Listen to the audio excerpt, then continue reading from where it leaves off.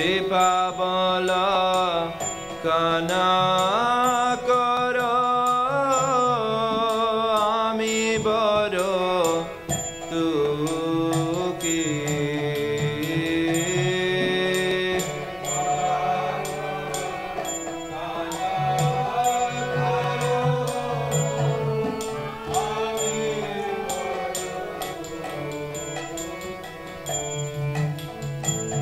दया करो सीतापति अद्वैत गोसाई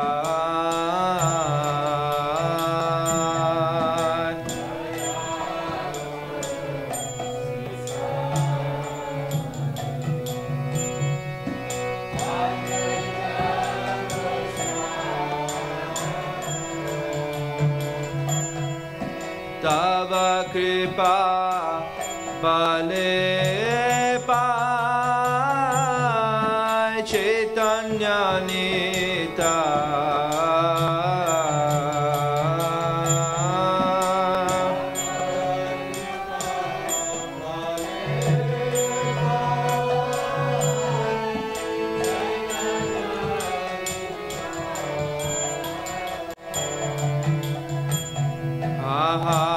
स्वरूप सनातना रूप रघुनाथ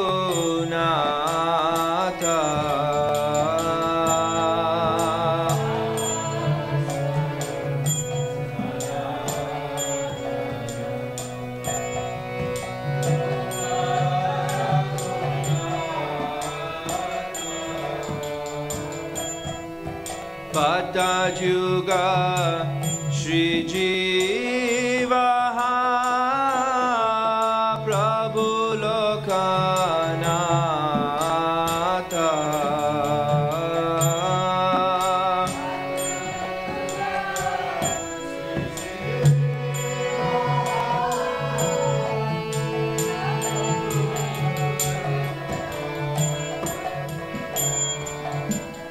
दया करो श्री आचार्य प्रभु श्रीनिवास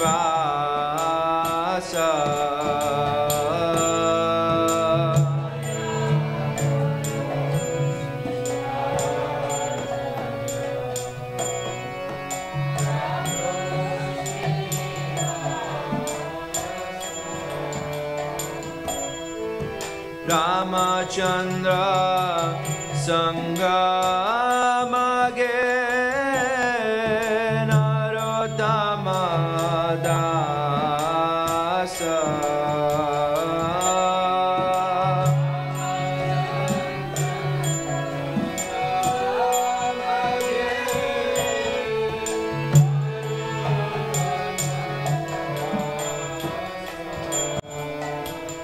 श्री कृष्ण चैतन्य प्रभु दया करो मोरे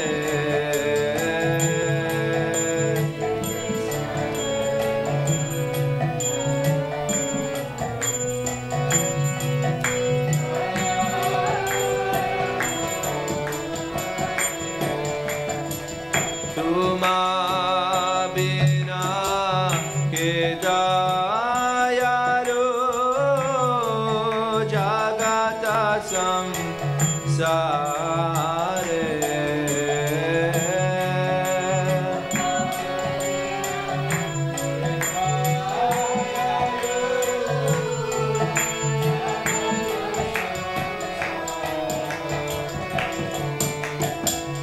हरे Krishna Krishna Krishna Hare Hare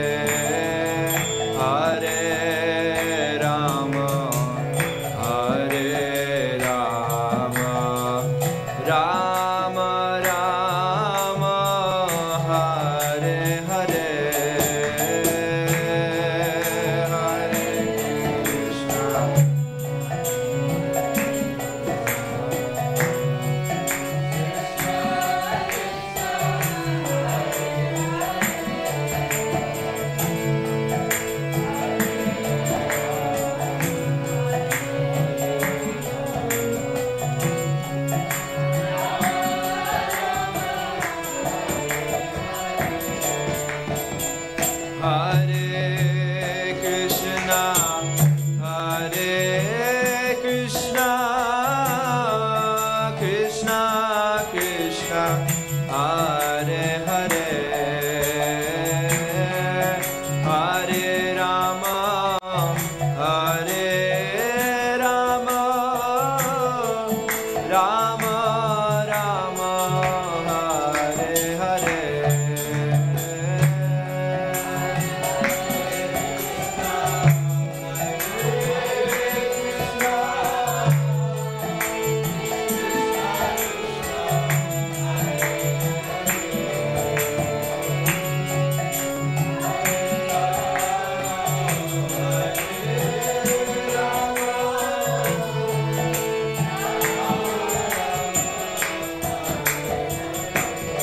Hare Krishna,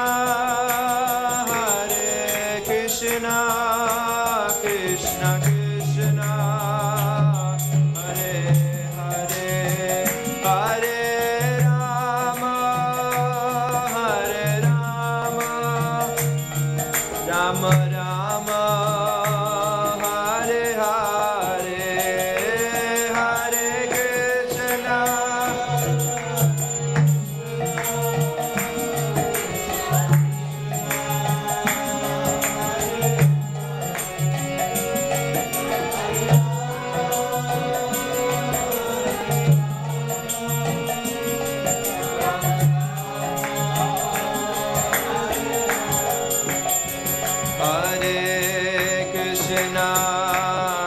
Hare Krishna, Krishna Krishna, Hare Hare, Hare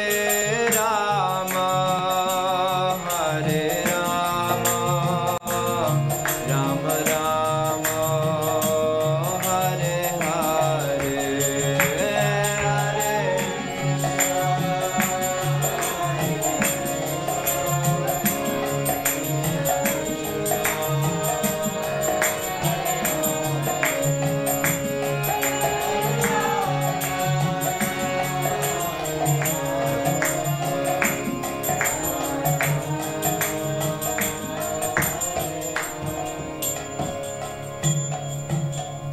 Shri Panchatattva ki jai, Shri Prabhupada ki jai, Jai Gaura Premanande.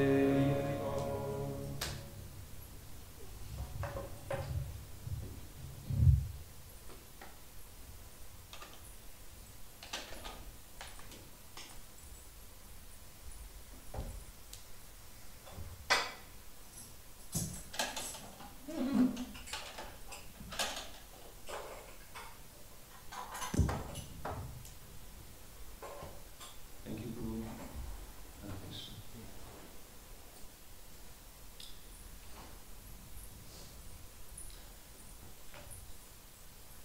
So I explained to you, Andreas,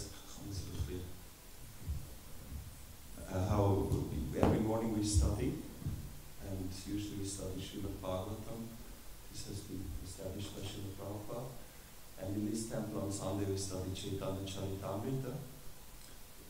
And there's basically, Prabhupada gave a few books, but he put a lot of stress on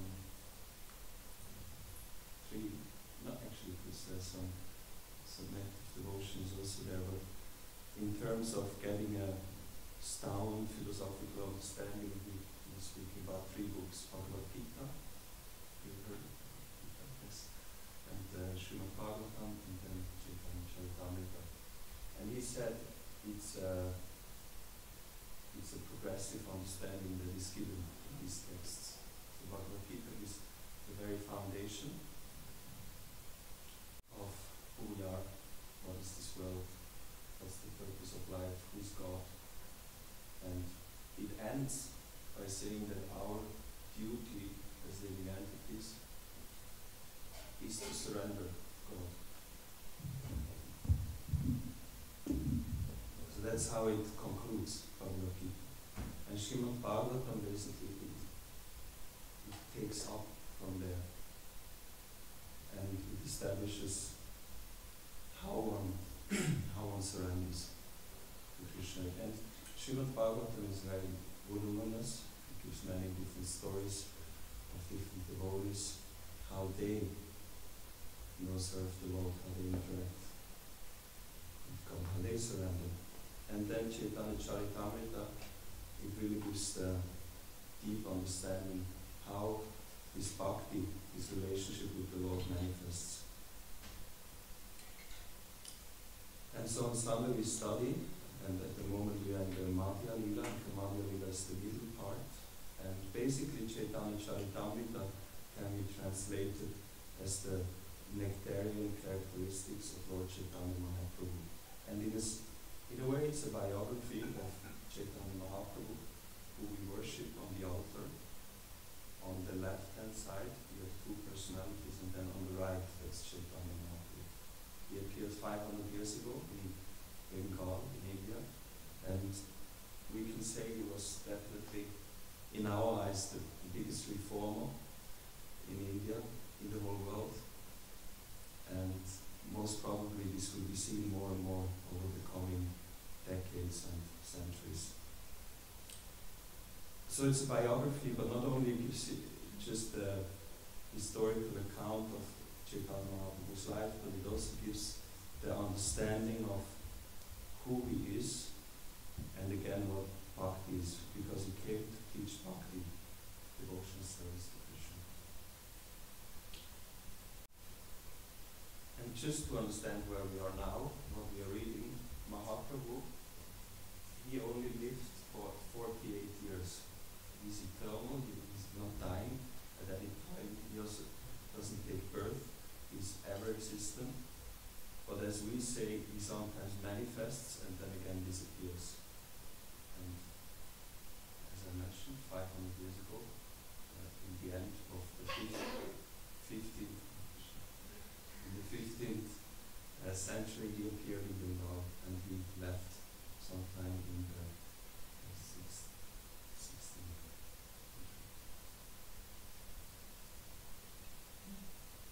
And he was very special for many reasons, but one reason is he took sannyas. Now he was speaking also about being a monk.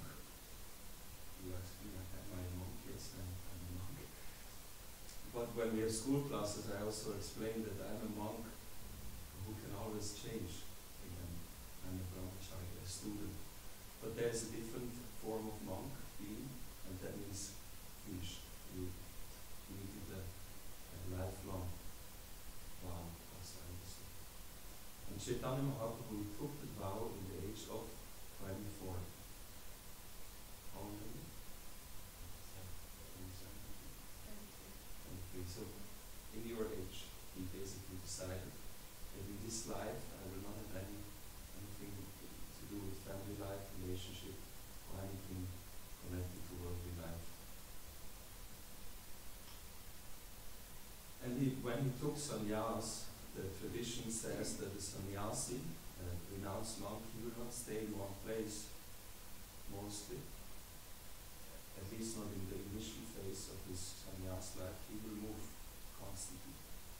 He will not stay in one place, but he will just move from place to place. And what is he doing? He's preaching.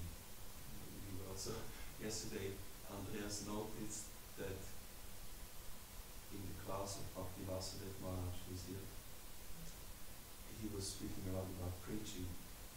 So he concluded that preaching must be something important for us. And yeah, preaching is important, especially for the sannyasi travels and preaches. And Chaitanya Mahaprabhu, I think it must have been, I'm not quite sure, but a few months after he took sannyas, he came to a place called Puri in India, and in Puri, this temple is also called New Jagannath Puri, because Jagannath is here. So Jagannath is the deity that is worshipped since thousands of years in Puri, in an old temple, and Mahaprabhu went there he went to see this deity. And because he was a very advanced personality, actually it's Krishna himself appearing as a devotee, when seeing Jagannath, he manifested very sublime ecstasies of devotional ecstasies. And he, so much so that he fell unconscious. So, some of our books, there is a description. What we try to achieve is we try to achieve this loving relationship with the Lord. And because the Lord so wonderful. If someone has this love, you can connect so intimately with the Lord that He will reveal Himself with all His wonderful attributes, that one experiences all kinds of ecstasies, and even so that somebody falls unconscious because it's such a strong experience one can have. And this happened to Chaitanya Mahaprabhu in Puri, and there was one person living in Puri, his name is Sarvabhauma Bhattacharya. He was a great scholar, someone who knows the philosophy well. That's the way he calls the people, especially one group of people who are called the Brahmanas. They will study the scriptures, and that's basically their means of also maintaining themselves. And Sarvabhauma Bhattacharya, he was in charge of the temple, or he was connected to the temple. He came to know about this Chaitanya Mahaprabhu, who fell unconscious. And he decided he wants to take care of him, and he took him home to his place.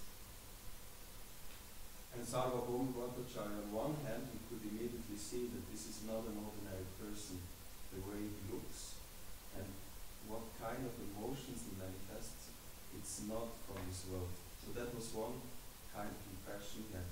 But then on the other hand, he saw, here is such a young sannyasi, meaning he's supposed to be lifelong celibate. He's so handsome, and he's so emotional. How are we going to maintain his sannyas order? So he had these two kind of contradictory impressions. And Sarvabhauma Bhattacharya, he was a very merciful person. He thought, okay, let me help him, let me, I always remember how Umash Bhattacharya should say, let me fix him up. Let me fix him up philosophically so that we can maintain his sannyas. And he thought, let me teach him Vedanta, which is a very philosophical scripture. And then by him understanding Vedanta, surely he will be able to maintain sannyas. And he did that for 7 days continuously. He was just speaking Vedanta to Chaitanya Mahaprabhu. After he came back to his senses, he asked him, would you like to hear? And Mahaprabhu being humble, yes, of course. So he started to teach. And we are now in one section. And actually, I'm not sure about this, but this is a section of this conversation. It's called 64 Explanations of the Atman verse. So there's one verse. Atmanamas Munayo Vigranta Yurukami. Just remember that. Anyone else? Atmanamas Munayo Vigranta Yurukrame Kurvante Haitukim Bhakti Itam Bhuta Guno Harihi. The translation goes as follows: all different varieties of Atmanams, meaning those who take pleasure in the Atma or spirit self, especially those established on the path of self-realization, though free from all kinds of material bondage, desire to render unalloyed devotional service unto the personality of Godhead. This means that the Lord possesses transcendental qualities and therefore can attract everyone, including liberated souls. It's literally the philosophical topic, so I will not go into that so much. But basically the verse speaks about the fact that God can attract any living entity because what I just mentioned before, he has such sublime qualities. And we know qualities, there's actually 6 kinds of qualities mainly described: beauty, fame, knowledge, strength, renunciation, and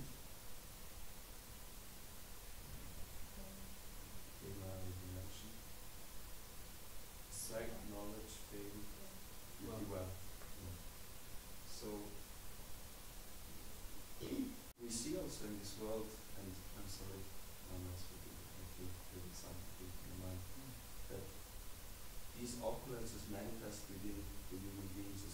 for example, Namras Prabhu has some fame in the ISKCON world. So naturally, when we get to know Namras is coming, we feel excited, and we see him, we want to talk to him, and that's where we see beautiful people with a lot of strength, a lot of money. We feel attracted. And that's just how it is. It's not, these are the, in a sense, divine opulences, which originally come from God, but they manifest in this world in different ways. And God, by definition, He has all of that in complete. So the word that is used in the Vedic scriptures is Bhagavan. Bhaga means these 6 kinds of opulences, and Van means one who possesses. So Bhagavan is the person who possesses all of them unlimitedly, in full quantity. And that's the reason why actually any kind of living entity is attracted to him. So now that's where we are now, and Sri Chaitanya Mahaprabhu, he's now, the conversation kind of turned. Initially, Sarvabhauma Bhattacharya, he was explaining, and now Mahaprabhu is saying something. He's revealing he's the supreme scholar, he's revealing his knowledge. So we can read a verse which is on the board. Agitera karilu narachayae. Agetera artha karilun arachayae. Unavim shakti artha haila mile due. Unavim shakti artha haila mile due. Agetera artha karilun arachayae. Agetera artha karilun arachayae. Unavim shakti artha haila mile due. Unavim shakti artha haila mile due. If anyone likes to chant, please. Agetera artha karilun arachayae. Agetera artha karilun arachayae. Unavim sati artha haila mile due. Unavim shakti artha haila mile due. Agetera artha karilun arachayae. Agetera artha karilun arachayae. Unavim shiti artha haila mile due. Unavim shakti artha haila mile due. Agetera artha karilun arachayae. Agetera artha karilun arachayae. Unavim shakti artha haila mile due. Unavim shakti artha haila mile due. Word for word translation. Age. Age. Previously. Previously. Era. Era. 13. 13. Artha. Artha. Meanings. Meanings. Karilun. Karilun. I have done. I have done. Ar. Ar. Another. Another. Chai. Chai. 6. 6. A. This. This. Unavim shati. Unavim shati. Altogether 19. Altogether 19. Artha. Artha. Meanings. Meanings. Haila. Haila. There were. There were. Mili. Mili. Including. Including. Eidui. Edui. These 2. These 2. Translation and purport by Srila Prabhupada. I have already spoken about 13 meanings of the Atman verse. Now there are 6 more. Combined these make 19. Purport. The 6 further meanings of the verse are based on the following meanings of the word Atman. Mental speculators. 1. Mental speculators. 2. Those engaged in different types of endeavor. 3. Those who are patient and sober. 4. Those who are intelligent and learned scholars. 5. Those who are intelligent but illiterate and foolish. And 6. Those who are conscious of their eternal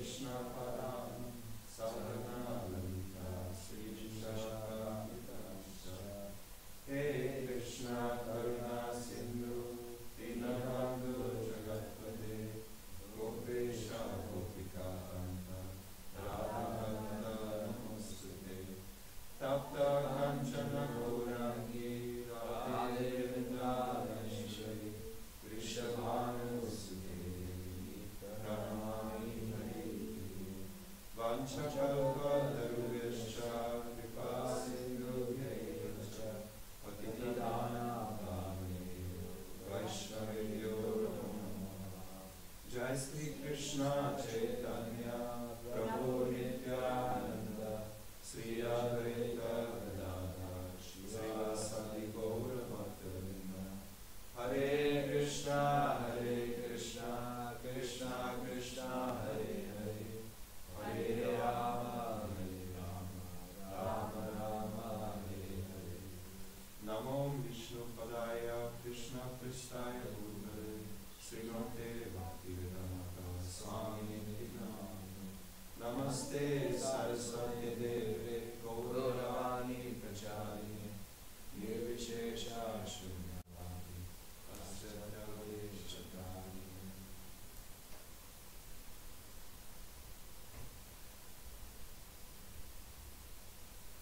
So in this verse now, I mentioned how the conversation it swapped.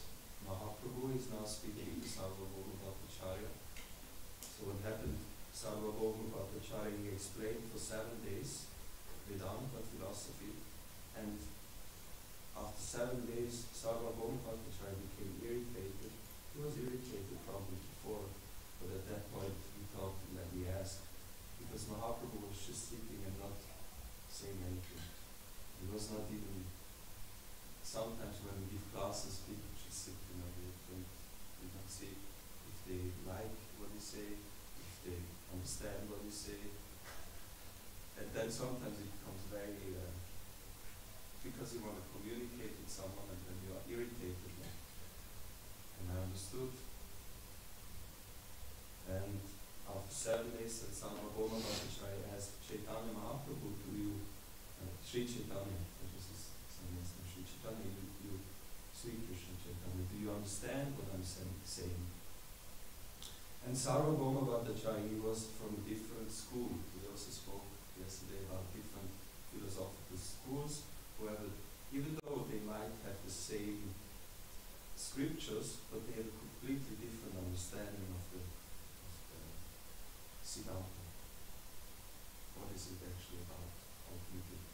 And Sarvabhauma had a different Siddhanta than Chaitanya Mahaprabhu. And basically the difference was that Chaitanya Mahaprabhu believed that the absolute truth is a person, and Sarvabhauma Bhattacharya thought the absolute truth is something impersonal.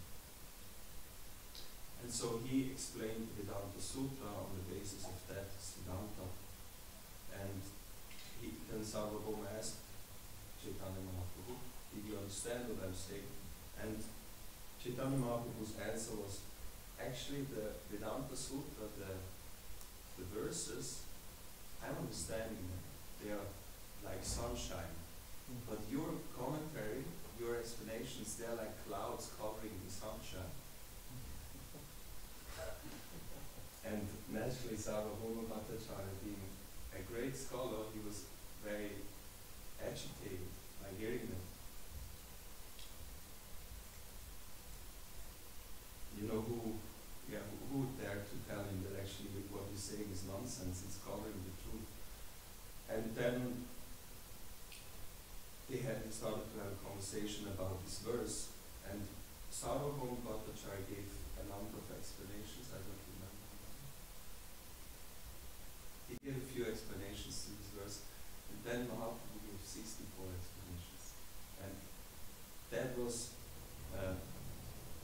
when Sarvabhauma Bhattacharya saw that he's actually inferior, and he became very depressed. Actually, it's beautiful. There's a movie, Nilachala Mahaprabhu. Beautiful to see how after this conversation, Sarvabhauma Bhattacharya becomes very depressed.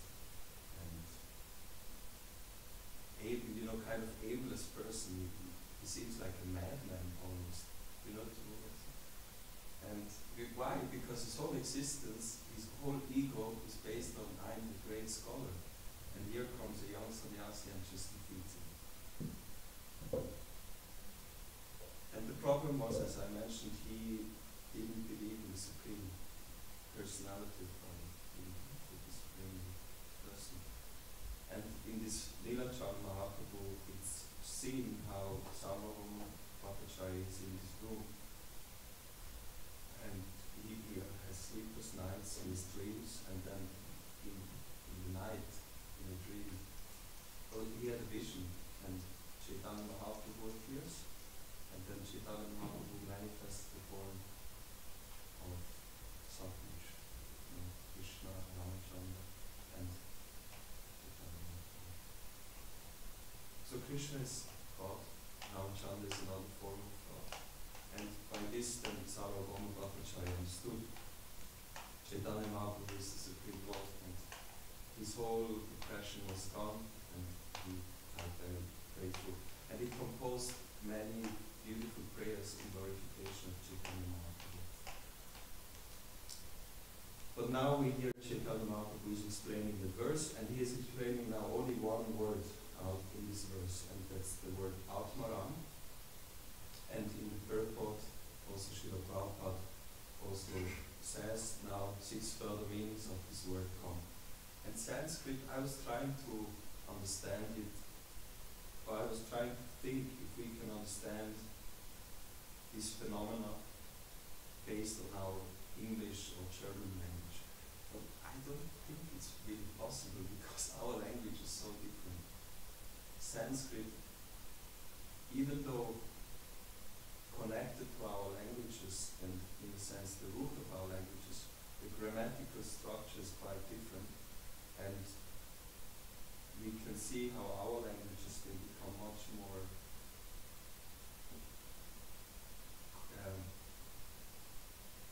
what's the word?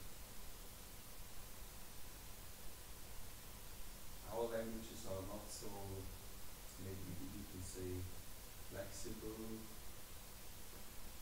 You don't have so many possibilities in our language than you have in Sanskrit. And one reason is in Sanskrit, in our language usually you need to have a certain sequence of words, of parts of a sentence. In order to make a meaningful sentence, the different parts have to be in a structure, in a sequence. But in Sanskrit, basically, you can put them as you like. And that gives a lot more room in order to express what you think and what you feel. That's why Sanskrit, literally translated, is the most refined language. Because you can really express what you mean in detail. But that also gives room for interpretation, or it can give different meanings, as we can see in that case, 64 different meanings, and one word just now in this purport, it speaks about 6 different meanings. I was thinking if I should read on, but maybe I just try to summarize it with a few things which might be interesting to hear for those who are here and new and don't know the philosophy so well.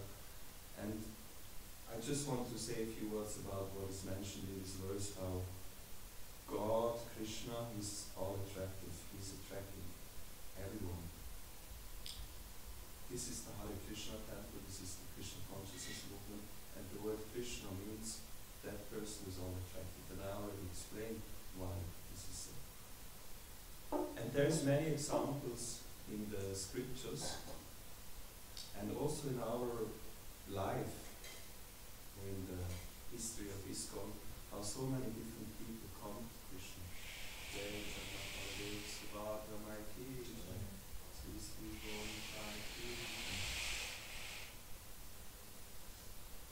Here it speaks that Atmaram can mean the mental speculators, they can be attracted to Krishna.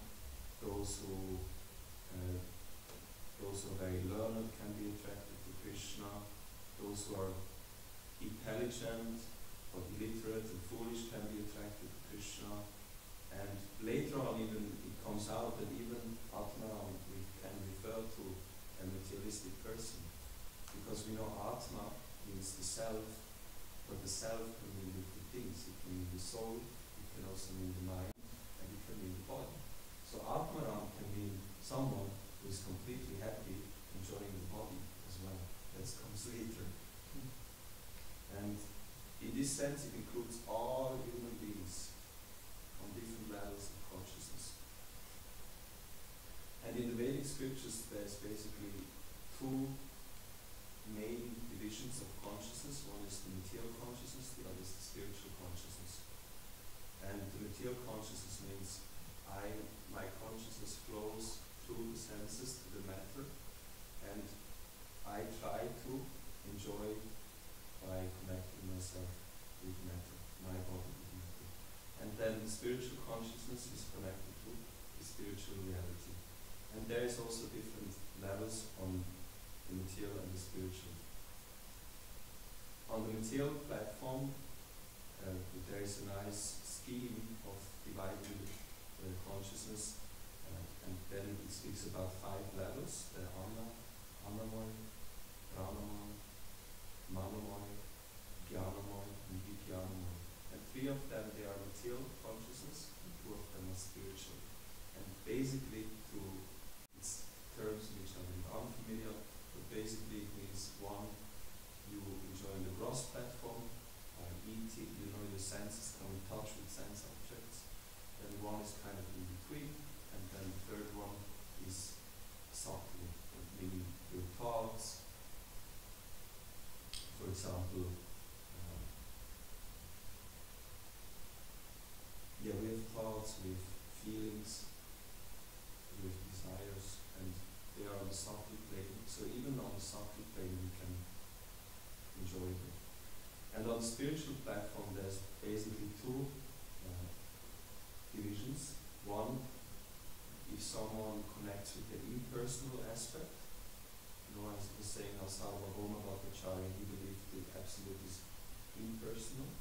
It's just as some religions will call it, light, an eternal sphere. And that is also something we find in the Vedic scriptures. It's not wrong, but it's according to the ultimate understanding, it's not the full understanding, not the full realization. So the impersonal spiritual platform is just a partial manifestation of the personal, the absolute person. And it's actually said that God, he is very effulgent, and his effulgence becomes his impersonal spiritual life. And from that comes also all the material manifestation. And this is an important point. We might think, how is it we hear that Krishna is all attractive, but we see so few they actually come to Krishna, and so few they accept Krishna, they come to him, and they want to serve him. They might come close, but they don't feel attracted. Many people can come to this temple, but they don't feel attracted, maybe as some other do. And this is a doubt, how can it say that he attracts everyone, but then at the same time we see so few people are actually here to really feel so attracted that they take time to listen about Krishna and worship him. See?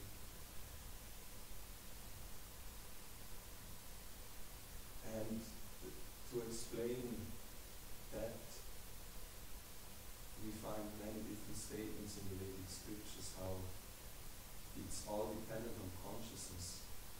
The level, like I said, and there's different levels of consciousness. And that our consciousness always connects to God, but sometimes directly and sometimes indirectly. So Krishna himself in Bhagavad Gita says in a very famous verse, Yeda tamam pravaknate kamstateva vajamyaham mama vatmam vatante manusha parta samavashaha. That the meaning of the verse is that actually every living entity is Prabhatyate is kind of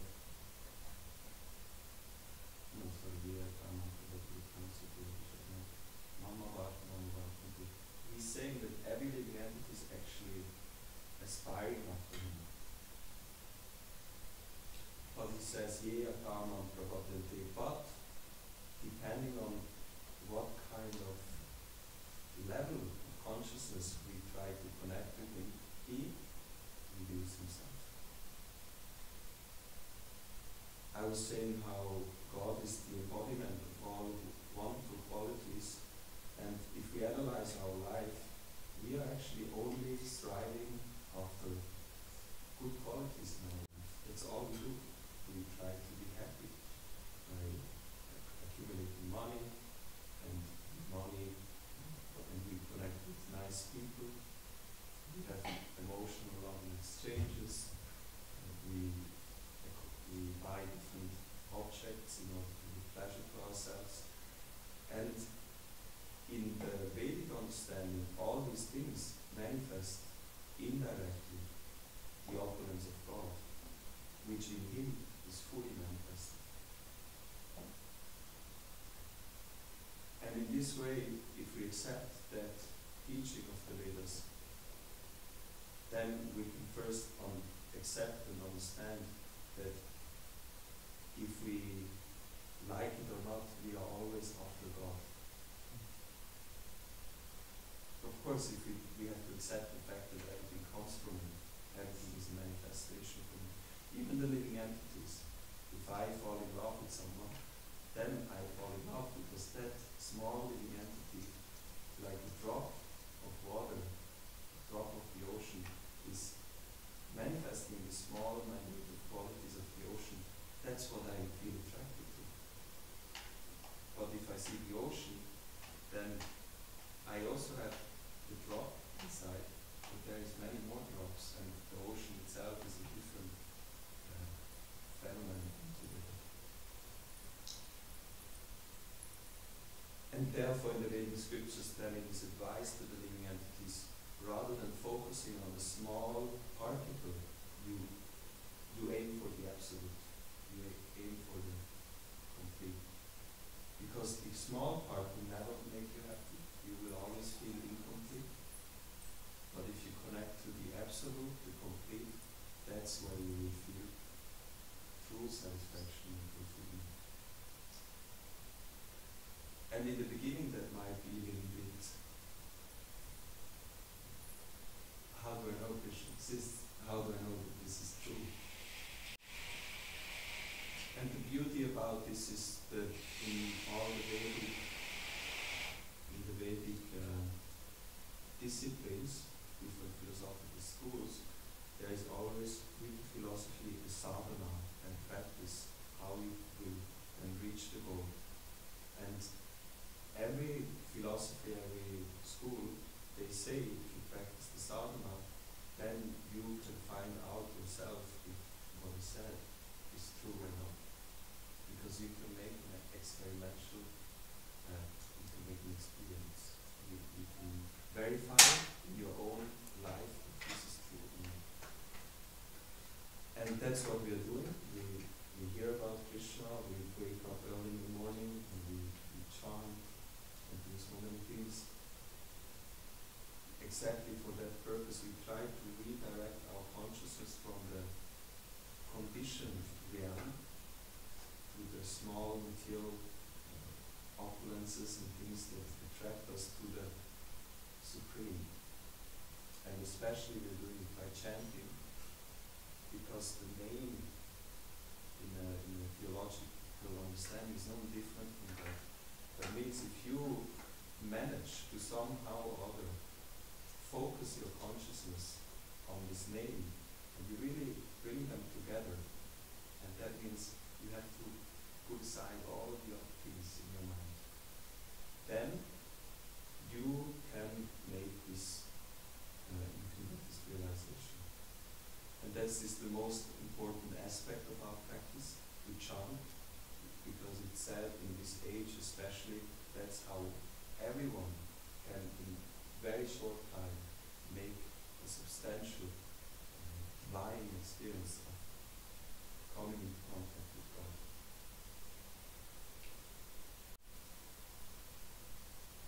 So yeah, that's I think I will end here. And we have a few minutes. I would like to invite Namas, if you would like to say something about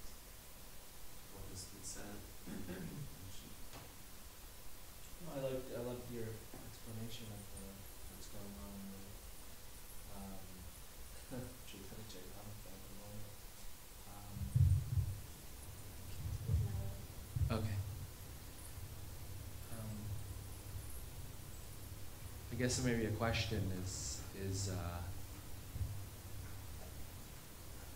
how do we,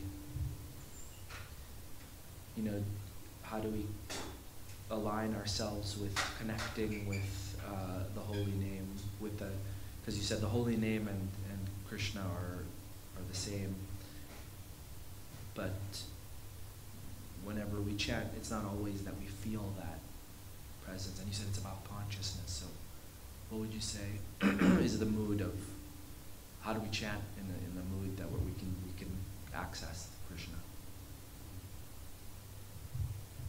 Yeah, our experience is that mostly we are not really so much experiencing what maybe is mentioned in scriptures.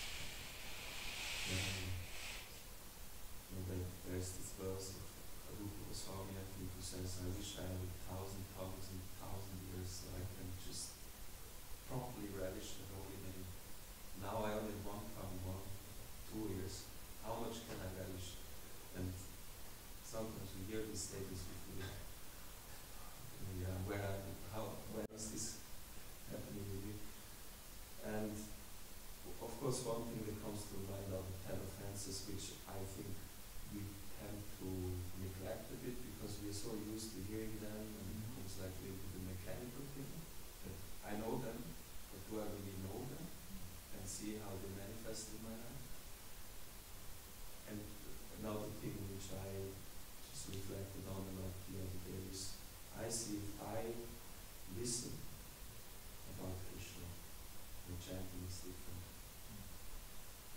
If I read Krishna book, I hear seminars about Krishna's activities and all that, my chanting makes sense. I can connect the name to the person more. And we know that Shravanam starts with Shravanam and then comes to Kirtanam. And yeah, that's also a critique we sometimes hear now, that in time now there's a lot of focus on Kirtan in our movement.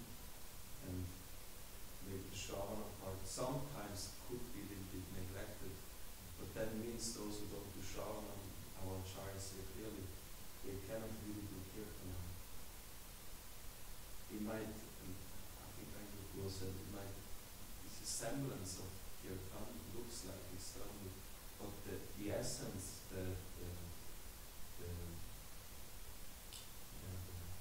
what word used? The form and the substance is might not be the kirtan that I really I'm conscious. I'm calling out to Supreme Personality of God. So these are few thoughts that come to my mind. I'm sure you know much better, but maybe someone else wants to say.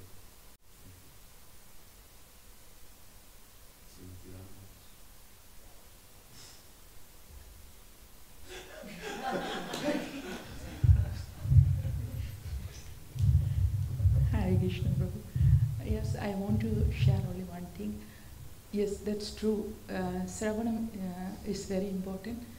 Without proper Sravanam, you can do any Kirtanam. Kirtanam is coming after self-realization. You can get knowledge from Sravanam, but you need first realization for Kirtanam. This after self-realization, if you do Kirtanam, that's Kirtanam is proper Kirtanam. Otherwise we can't do Kirtanam. We are just try to do Kirtanam, but it's without self-realization. Self-realization is very important because Sukadeva Goswami, after hearing from Vyasadev, he is self-realized. Then after that he is reciting Srimad Bhagavatam. This is the, Yeah, it's true. I just also, if you take an example, Kirtanam means to glorify. And who you glorify a person. If I want to glorify someone I don't really know, it doesn't work. Okay, then we can end here. And thank you for your attendance and attention, and I wish you a nice day.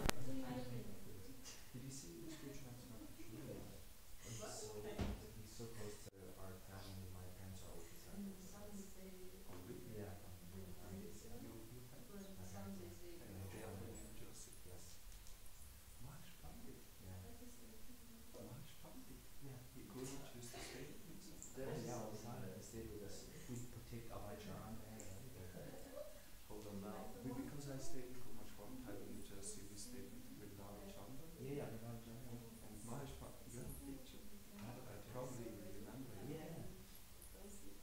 So you grew up with Association of Rupa? Oh, he was, oh my goodness, I think about him every day. He's one of the specialists. I'm initiated by his own job, not something, but he was, oh my god, he's just basically,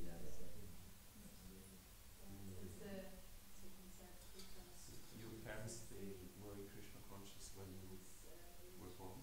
a month after I was born, my father became devotee. That's a sign. Similar with him actually. Oh, yes? Yeah. Oh, nice. Your name, Prabhu? Ajay Krishna, nice to meet you. Yeah. He lives in Manila 6 months out of the year. Him and my mother come to the country. Yeah. Yeah. So they should like He's staying with the Dara Chandra. Wow. What year was that? 2000. I was traveling in 17 and 18, and one of those years. Okay. I have one, I can tell you after that. Sure. Experience with so much that. Oh my The gosh. chest. Wonderful. You didn't chest at me so much, but the heaviest one was in meters. Yeah. Yeah, it's nice to try. I have to admit I'm not following all of you. Sure. It's not Some bad. of them are. No, I really appreciate it. Thank you so much. Giving this room for exchange. And Yeah. I often, that's why I also feel shy, and because we are in the temples and we try to do something, but mostly now things are happening on the internet. Yeah. You do a bit preaching. Thank you so much. Means a lot. Thank you for doing what you do and so kind of engage and inspiring everybody to say it's very wonderful. That's us. There's so many nice young people also. Yeah, I know. So we take breakfast now. Okay. It'd be nice to exchange a bit there. Sure.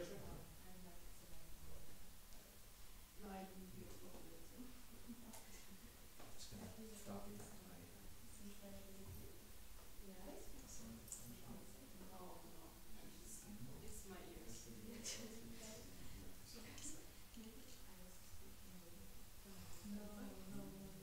Masanta Panchami. Oh, that's right.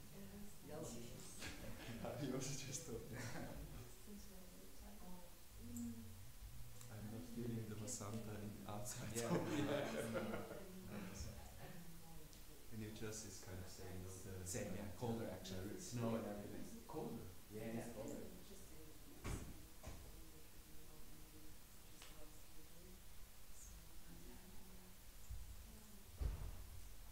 Here we have your fancy products. Say that you Yes. Oh, wonderful.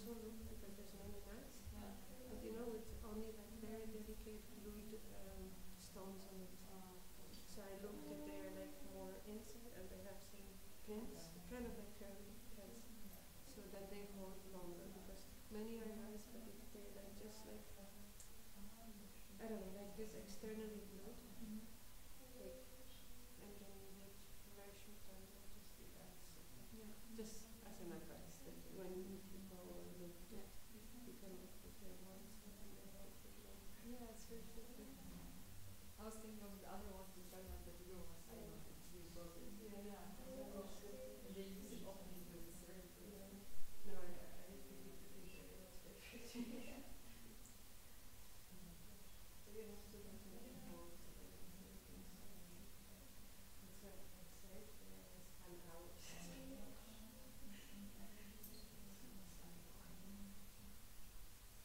I thought you bought them in quiet.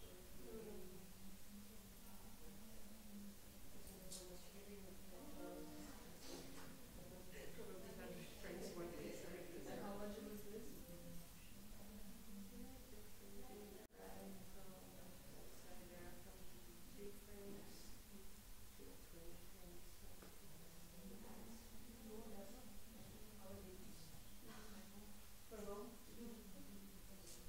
I can be your shopper, no problem.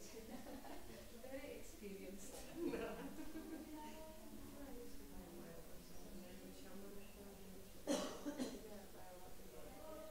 More necklaces, like earrings.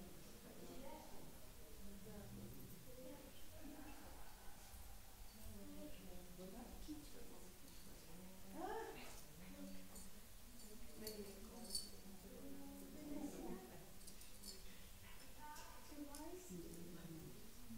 Also, my brother said they have all those basic colors and basic jewelry. So, yeah. Now they have a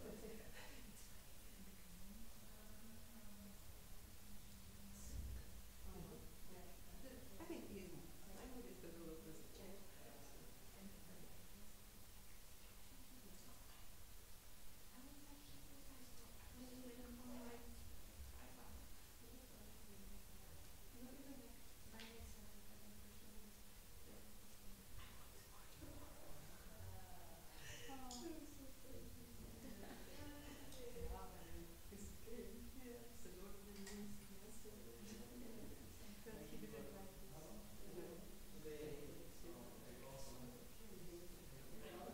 You will understand me, right?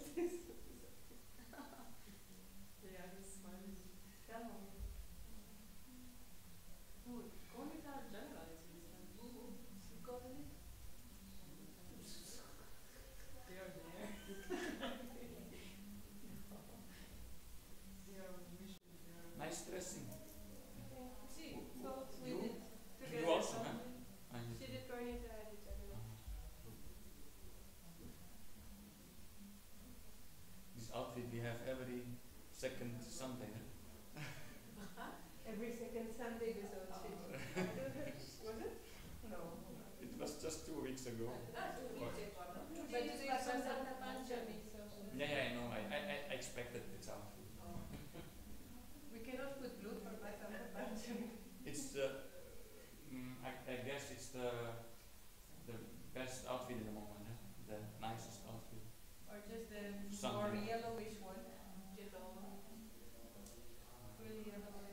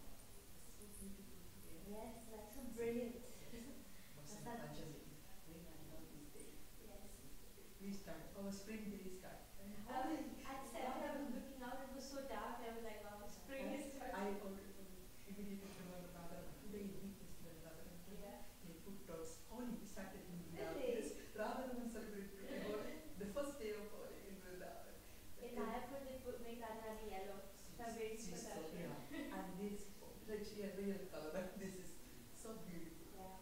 And my Krishna is at home is now is yellow or pink. Really? Yes, they are Okay. like nice and beautiful. Then I celebrated Christmas so much. I love so much because this day is started our spring days.